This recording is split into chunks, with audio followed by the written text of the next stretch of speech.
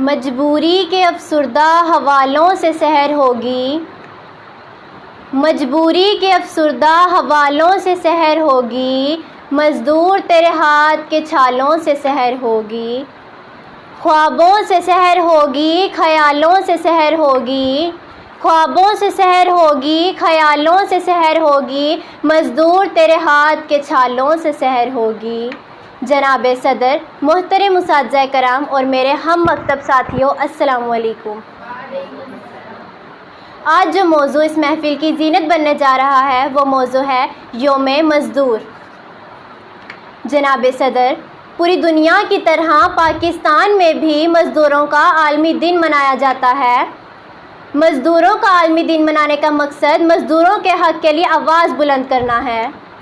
اس دن کے منانے کی ابتدا شکاگو کے شہیدوں کو سرخ سلام سے ہوتی ہے۔ امریکہ کا شہر شکاگو ہی وہ شہر ہے جہاں سے اس تحریک کا آغاز ہوا اور بے شمار مزدوروں کا خون بہا تھا۔ یکم مئی کا دن ایک تہوار اور تقریب کی طرح منایا جاتا ہے۔ یہ دن ہر سال اپنے ساتھ بہت سے سوالات لاتا ہے، مگر بغیر جواب کے یہ دن گزر جاتا ہے۔ اس شہر میں مزدور جیسا کوئی دربدر نہیں، اس شہر میں مزدور جیسا کوئی دربدر نہیں، جس نے سب کے گھر بنائے اس کا کوئی گھر نہیں۔ صاحب صدر، اس دن طے پایا گیا تھا کہ مزدوری کے اوقات کار 8 گھنٹے ہوں گے، لیکن پاکستان سمیت دنیا بھر میں مزدوروں کی اکثریت کا حق مارا جاتا ہے۔ ہمارے معاشرے میں سب سے زیادہ جسمانی مشقت مزدور کرتا ہے، اس کے باوجود اس کا معاوضہ بہت کم ہے۔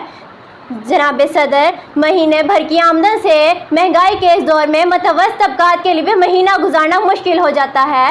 یہ تو پھر مزدور ہے جناب صدر، یہ تو پھر مزدور ہیں، خون پسینے سے کماتے ہیں، ادھر کمایا اور ادھر آدھے گھر کے اخراجات بھی پورے کر نہ پائے اور پیسہ ختم۔ صاحب صدر، افسوس کا مقام ہے صاحب صدر، مزدوروں کے عالمی دن پر کئی تقاریب منعقد ہوتی ہیں، ریلیاں نکالی جاتی ہیں، مزدوروں کے حق میں کئی وعدے کیے جاتے ہیں جو کبھی پورے نہیں ہوتے۔ تقریباً ہر سال بجٹ میں مزدوروں کے لیے ایک نئی پالیسی تشکیل دی جاتی ہے جس پر عمل درآمد نہیں ہوتا اور تمام وعدے یوں ہی ہوا میں اڑا دیے جاتے ہیں۔ صاحب صدر، افسوس کا مقام ہے صاحب صدر، افسوس کا مقام ہے، جس کے لیے یہ دن منایا جاتا ہے وہ اس دن چھٹی بھی نہیں کر سکتا کیونکہ اس نے اپنے بیوی بچوں کے لیے روزی کمانے کے لیے گھر سے نکلنا ہوتا ہے۔ یوم مزدور ہے، چھٹی ہے، میرا فاقہ ہے، یوم مزدور ہے، چھٹی ہے، میرا فاقہ ہے، پھر بھی دن تو مناؤں گا کہ مزدور ہوں میں۔